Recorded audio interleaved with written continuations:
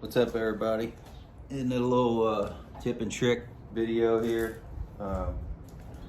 It's a trunk lid. I had to do some paint work on. I've already done the compounding and poured most of the sanding on it, just kind of to check everything. So this is a little video on how you can flatten out the clear coat on wet sanding. This thing gets swirls. I haven't even done any glaze or anything. First step, make sure your pads are clean. Really clean, especially if you're doing black, because you can actually, if you go slow enough, you can polish it and almost not even really need glaze. If you go too fast, the compound will dry out, get hard, and then it'll make swirls. But this video, I'm trying to stay on track here. Let's say for the wet sanding, depending on how your paint work is, my paint work I ain't the best painter in the world, that's for sure. But I do know how to polish and get it flat. And there's different ways you can do this. This is one of the sanding blocks from Linear. I actually cut one of mine down because I needed a piece, and I had a couple long ones already. So, but this is like acrylic, or I think they call it polycarbonate. You can use these. This is probably not the best for a first timer to be wet sanding, because you can get a piece of dirt between there and the clear coat and definitely cause some damage. But if you've done it before, or you can take your time. You don't have any music on, because if you got music blaring loud, you're not gonna be able to hear or feel any little piece of debris or dirt that gets in between the surface and the block. Another little safer route, if you can use these little pads. This one's kind of worn out, but it's really thin, it's soft, it's bendable. You can use for wet sanding. They got different ones. Some of them are a little harder. I like stuff without any corners on them. Less chance of digging into something. And these panels, I just ran over them with some 600 on the hard block, because I have a lot of clear material on here.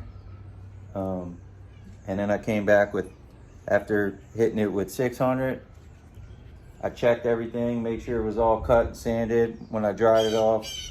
Then I came back and I wet sanded it with 1000 on the block, and then went over the whole thing, checked it. Then I just hit it with some 1500, some 2000.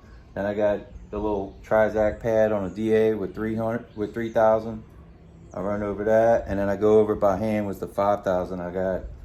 And sometimes once you start polishing, you'll see, maybe you didn't get all the sand scratches out from one of the grits along the line. So you can always come back after you do a little bit of a polishing, and you can, run over those areas a little bit with some like 2000, and it'll help remove some of those deeper scratches. But the main thing is to get it flat, completely flat. That way when you polish it, it takes out every little lick of orange peel and everything to make it like a piece of glass.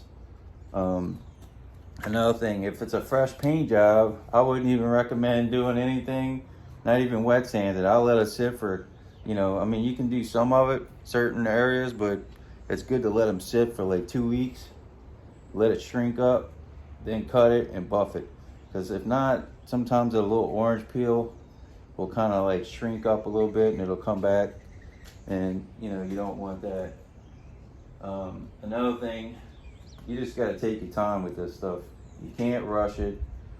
You got to be mindful of what you're sanding.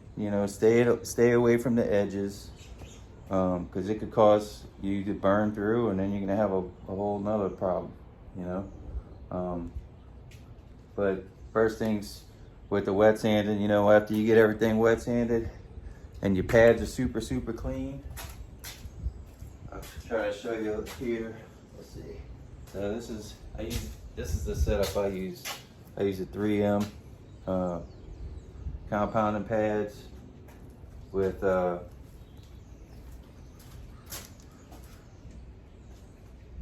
this stuff's like $50 a bottle, but it works good. It cuts fast, and if you don't go too fast with it, it won't dry up in the pad and cause you a whole bunch of swirls. Also, light is very, very important to be able to check against. Like you can see over here, I got lights on the walls. I got this halogen that's so bright, but I'll use the reflection and to check to see if my polishing is good and see if, you know, if I'm done polishing or there's some spots if I need to sand it again. I always use the lights and the reflection, kind of like the PDR guys use, to check the surface quality and the polishing. What else? Glaze. Same thing with glaze. Glaze would be your second step. After you got all your sand scratches out and it looks beautiful and it's black and or whatever color your car is, then you come back with your second step, which would be this gray pad and the glaze. The gray pad is definitely a lot softer as well. And you can, you know, I just washed them, put them on here, spin them dry. I had to soak them in hot water just to make sure I got all the stuff out of them. And with black, they got another step you can do, which I have in case, and it's blue stuff, and you can use it with this. It's even finer cut than this, but most of the time, I'll put the whole car together, finish it with this, and then maybe after the car is completely assembled, then I'll go through and run over the whole car with this and the blue compound. Well, it's not a compound, finishing, whatever they call it. Let me see, so I ain't saying the wrong stuff here.